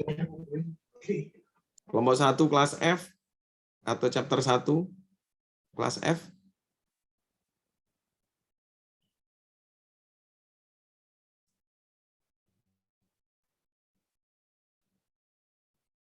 Oke, silakan. Ini jadi aturan ini minggu depan berarti harus begitu. Jadi klik siapa yang memaparkan, kemudian yang lain harus menanggapi dan menambahkan atau melengkapi. Oke, chapter 1 kelas F. Harun. Iya, Pak. Izin untuk menanggapi dari chapter 1. Bahwasanya pada secara garis besar itu sudah sama, Pak. Cuma memang dari beberapa kalimat itu dari kami memang sudah dibenarkan, sehingga terminologi kalimat-kalimatnya itu beberapa sudah sesuai. Tetapi yang perlu saya tambahkan tuh yang di bagian subchapter 1 sama 2. Mungkin kami lebih menekankan pada bagaimana suatu administrasi pertanahan itu terbentuk dalam suatu kerangka kerja yang baru, di mana dibagi menjadi beberapa hal. Yang pertama, paradigma pengelolaan lahan dan fungsi inti dari administrasinya. Yang kedua adalah proses umumnya. Yang ketiga, pendekatan dan penggunaan alatnya dalam implementasi. Kemudian yang keempat, peran administrasi pertanahan dalam mendukung pembangunan yang berkelanjutan. Seperti itu, Pak. Mungkin tambahannya seperti itu, yang lain secara garis besar masih sama, Pak. Terima kasih. Oke, sip, Mas Harun. Tambahan dan itu clear gitu ya, artinya memang perlu beberapa terminologi itu disamakan, kira-kira seperti itu. Termasuk yang ditambahkan Mas Harun itu pun apa iya, misalnya tadi kan penggunaan paradigma pengelolaan lahan. Nah, kita sepakat sebetulnya mau pakai pengelolaan lahan atau pengelolaan pertanahan. Kalau saya menerjemahkan paradigma land management paradigm itu sebagai paradigma manajemen pertanahan. Manajemen pertanahan dengan manajemen lahan atau pengelolaan tadi ya, itu pasti berbeda gitu. Nah, yang diambil yang mana menurut Mas Harun tuh? Pengelolaan lahan atau pengelolaan pertanahan? Menurut saya karena ini konsep paradigma manajemen pertanahan ya sesuai dengan alur berpikirnya pertanahan, Pak. Karena yang disinggung adalah bagaimana menciptakan suatu sistem administrasi pertanahan, Pak. Oke. Nah, enggak, karena tadi Mas Harun kan menyebutnya sebagai pengelolaan lahan gitu. Baik, Pak. Koreksi, Pak. Oke. Ya. Sekarang silakan deh yang terakhir, saya nggak akan memperpanjang dan memaksa lagi. Ini mungkin kita bahan untuk minggu depan saja yang membahas agar lebih clear. Silakan. Paling tidak 2 masing-masing untuk kelompok 2 dan 3 dari kelas yang berbeda yang tadi.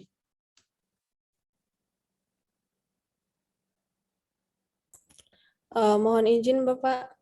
Oke. Saya dari kelas F. Kebetulan juga sama mengerjakan yang chapter 2 sama yang dikerjakan tadi sama kelas E. Menurut saya yang disampaikan oleh teman-teman kelas E itu sudah lumayan bagus, lengkap juga. Tapi yang mungkin ingin saya tambahkan itu di bagian kadaster multiguna tadi. Mungkin lebih bagus lagi jika dimasukkan mengenai elemen kadaster. Oke, bisa di-share screen aja Mbak Ainun. Karena penting ini, tadi belum ditambahkan memang yang kadaster multiguna. Catatan saya juga baru kadaster multiguna, tetapi apa itu belum ada. Baik Pak, sebentar Pak.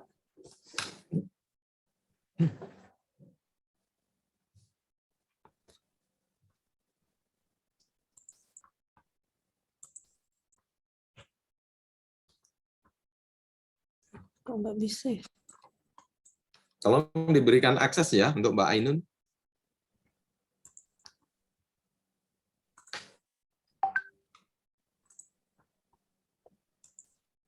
Sebentar ya Pak. Mana nih? Simpan kembali.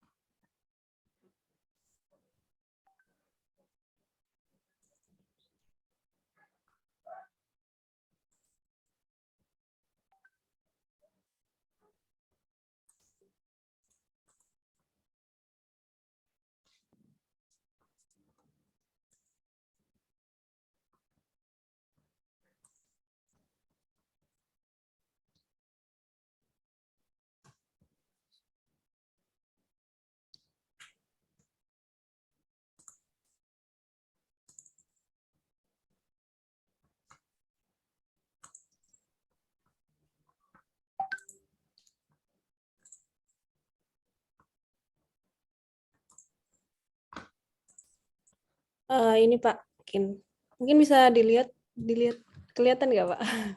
Ya, kelihatan. Baik. Nah, mungkin kan beberapa negara itu sudah mengimplementasikan kadaster multiguna tadi ya Pak. Nah, dari situ kita bisa tahu bahwa memang kadaster multiguna ini berhasil dalam sebagai alat dasar pengelolaan tanah. Nah, mungkin ada baiknya jika dimasukkan mengenai elemen kadaster. Seperti yang pertama, peta kadaster atau kadaster lengkap yang menunjukkan semua bidang tanah di suatu yurisdiksi, terlepas dari kepemilikan. Nah, mungkin ini kalau di Indonesia mungkin sudah mulai menuju ke sana, Pak, seperti kita peta desa lengkap atau dan sebagainya itu. Nah, kemudian yang lain-lainnya juga mengenai daftar serangkaian daftar yang mencantumkan informasi tentang bidang tanah. Mungkin kita juga sudah mulai ke sana. Dan pengidentifikasian unik juga sudah. Dinamisme peta dan kapasitas untuk terus-menerus diupdate mungkin juga sudah mulai ke sana ya Pak, mungkin meskipun belum terlalu maksimal di Indonesia itu. Dan sebagainya nih Pak. Itu aja sih Pak tambahan dari saya. Oke, tapi kan belum clear juga nih Iya, Pak. dimaksud? Ini kan kadaster umum kan? Iya, benar, Pak. Multiguna itu yang seperti apa? Multiguna yang saya tangkap tadi bisa digunakan untuk pendaftaran tanah ataupun untuk pajak tadi mungkin, Pak. Artinya dia memiliki Coba ini kan ada kalimat paling atas tuh ya. Perkembangan sejarah ini menjelaskan bahwa keberhasilan kadaster multiguna sebagai alat dasar dalam pengelolaan tanah. Nah, apa juga ada pengelolaan tanah ini juga. Alat dasar dalam manajemen pertanahan. Mestinya itu. Nah, kemudian mana yang kemudian disebut kadaster multiguna itu? Jadi baik kelompok yang tadi sama Ainun belum menjelaskan itu apa yang dimaksud dengan kadaster multiguna. Oh iya sih, Pak. Di naskah itu ada kok. Oke, kira-kira gitu ya, teman-teman. Jadi nanti ditambahkan saja kadaster multiguna untuk kelompok 2 ya. Silahkan semuanya kelas DEF yang kelompok 2 nanti ditambahkan terminologi kadaster multiguna. Ada lagi? Mungkin cukup, Pak, dari kami. Ya, terima kasih Mbak Ainun. Oke, yang lain ada? Nggak ada? Cukup ya? Oke, saya mohon izin share screen kalau sudah tidak ada. Jadi materi saya adalah paradigma land management atau paradigma manajemen pertanahan yang saya akan coba tampilkan meskipun tidak secara keseluruhan.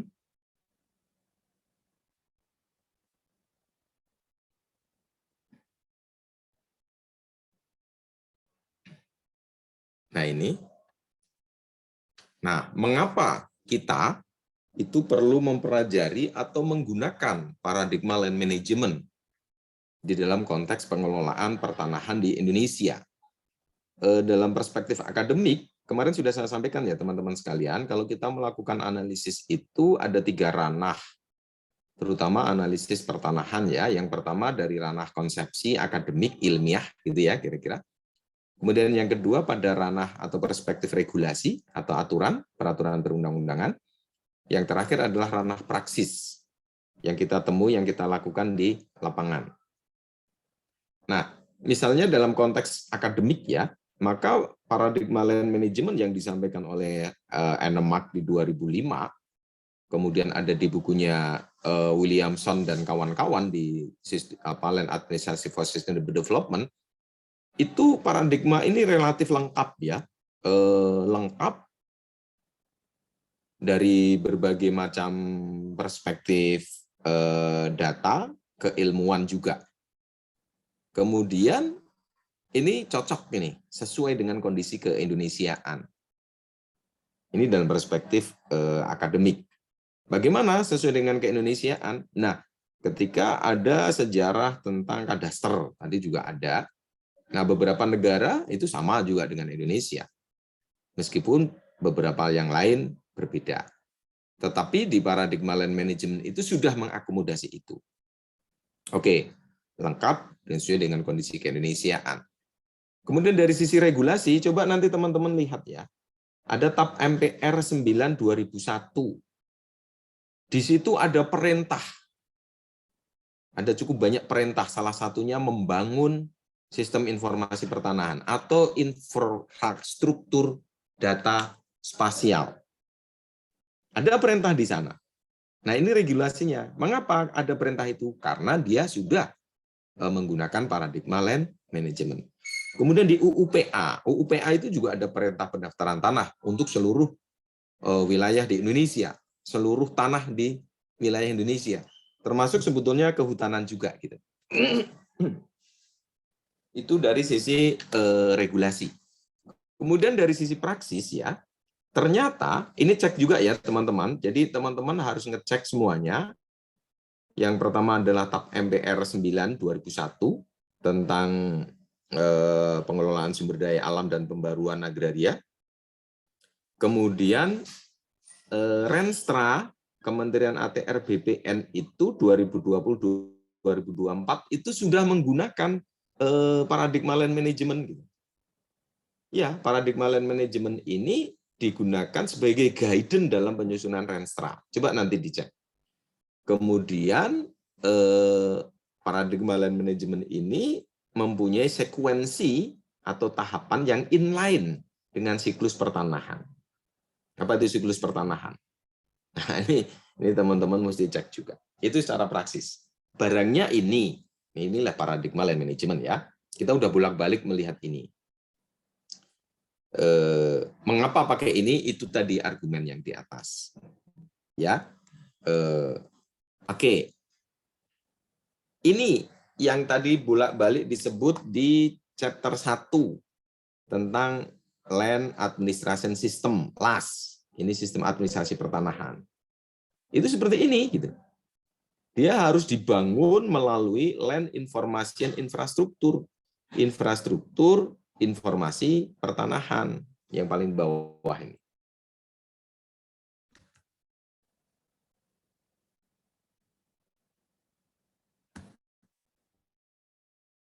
Nah, ini.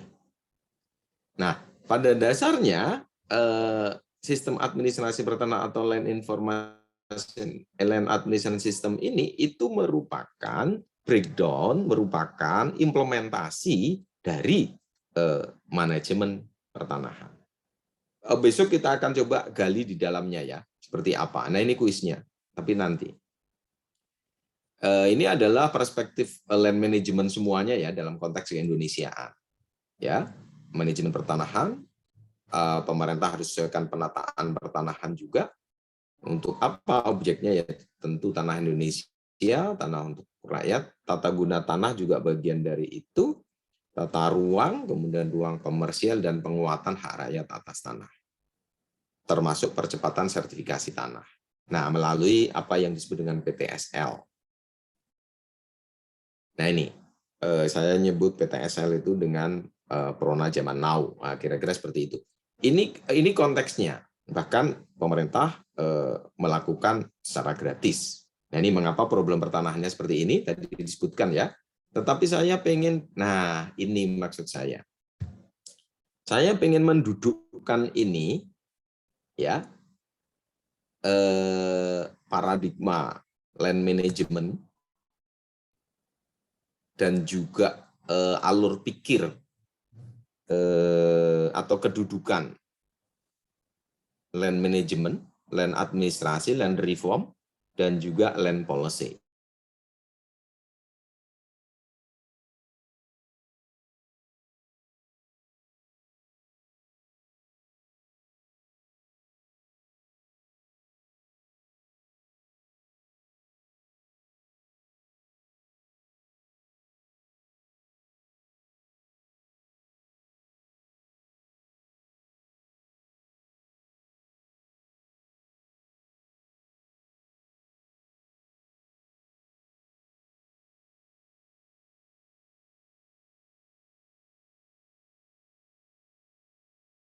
Yang jelas tidak bisa menyelesaikan persoalan pertanahan. Karena land policy ini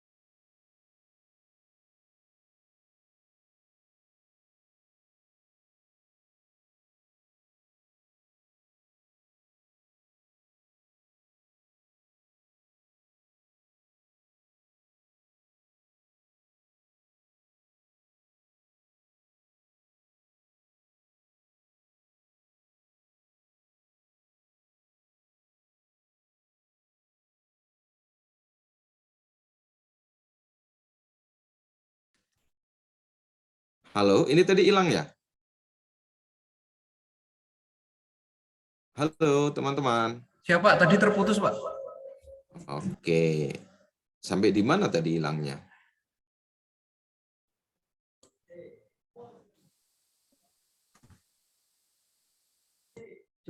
Slide kedua atau ketiga, Pak?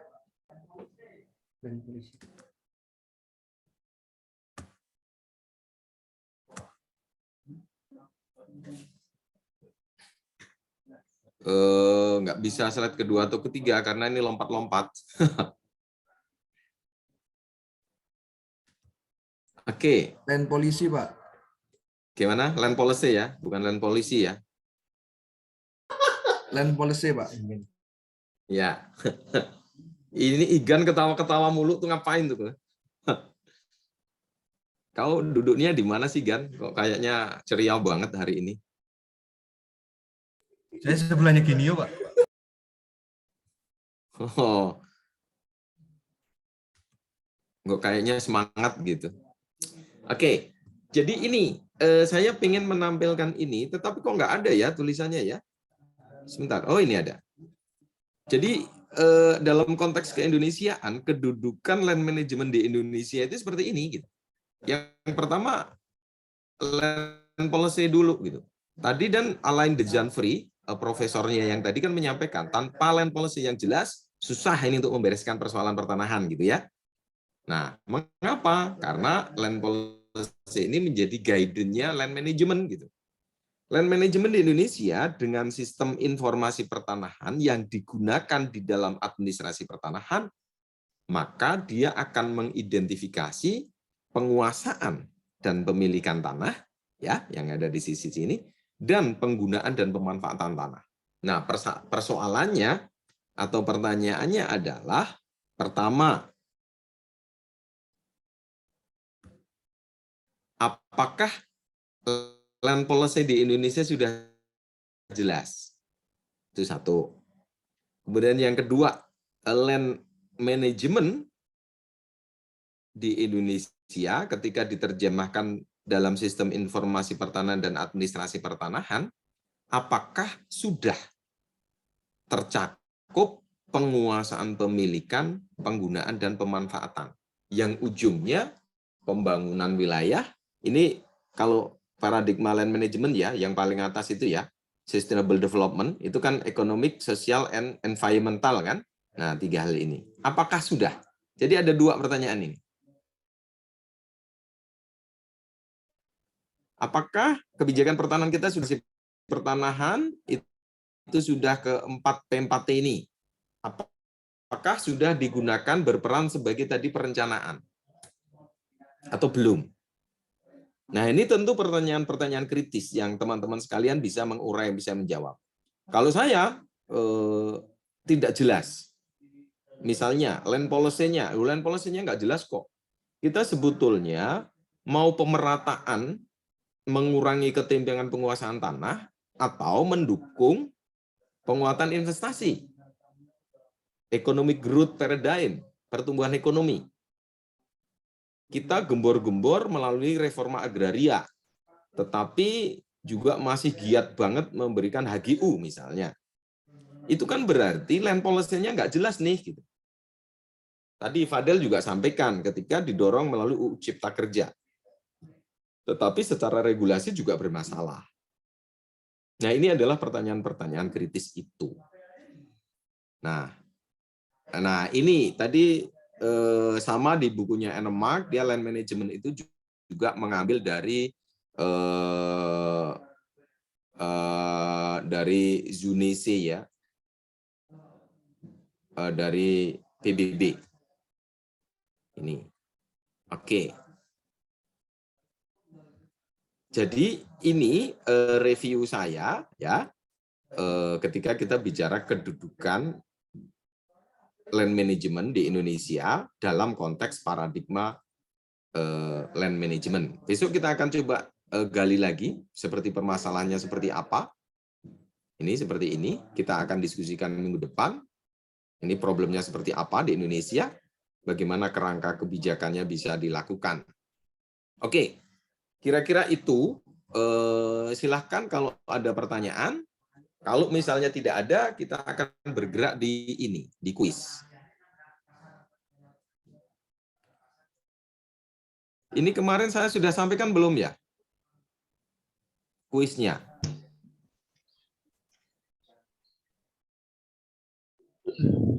Mas Yoga? Izin Pak, kalau untuk kuis belum ya?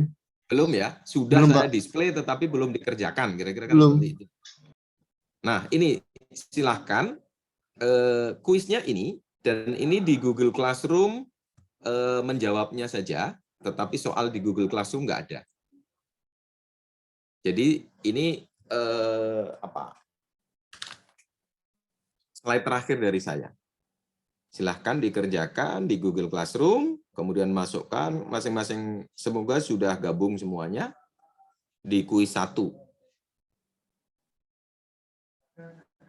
Tentu ketika bicara materi apa yang sudah ada pelajari dan materi apa yang sudah Anda pelajari dan pahami dalam mata kuliah manajemen pertanahan ini, tentu juga Anda ambil dari buku Land Administration for Sustainable Development tadi, tentang paradigma manajemen pertanahan. Oke, silahkan dimulai, tetapi sebelum saya akhiri, kalau masih ada pertanyaan, silahkan.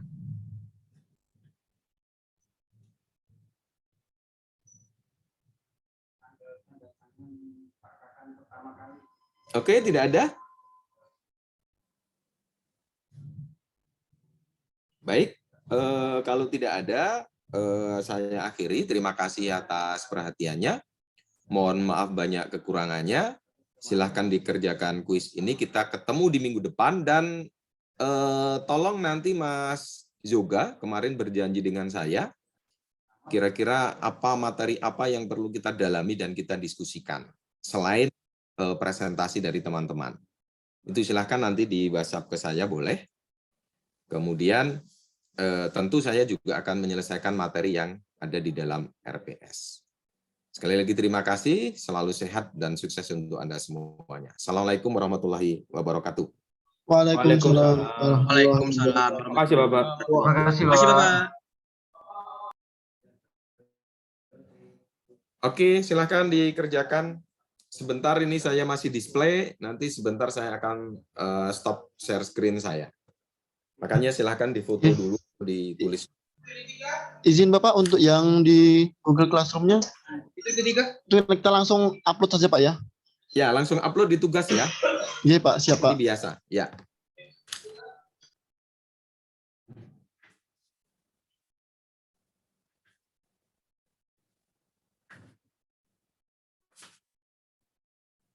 Ini dalam bentuk Word, Pak.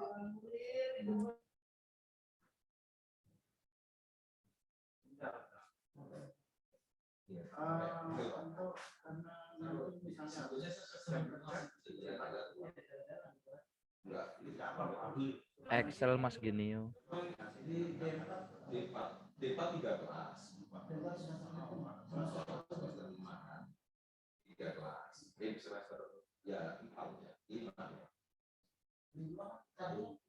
aula kelas di aula itu hanya muat 2 kelas, dan 1 online. Kan nggak enak banget kan? Ya udah online aja semua.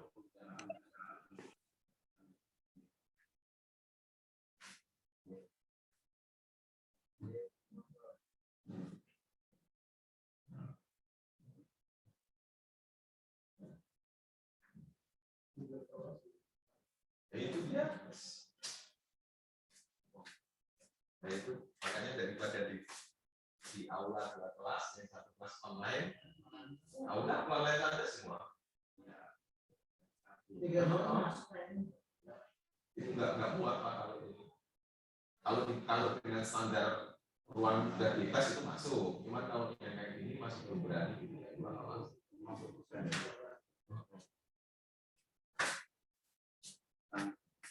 Tanggung makan nih.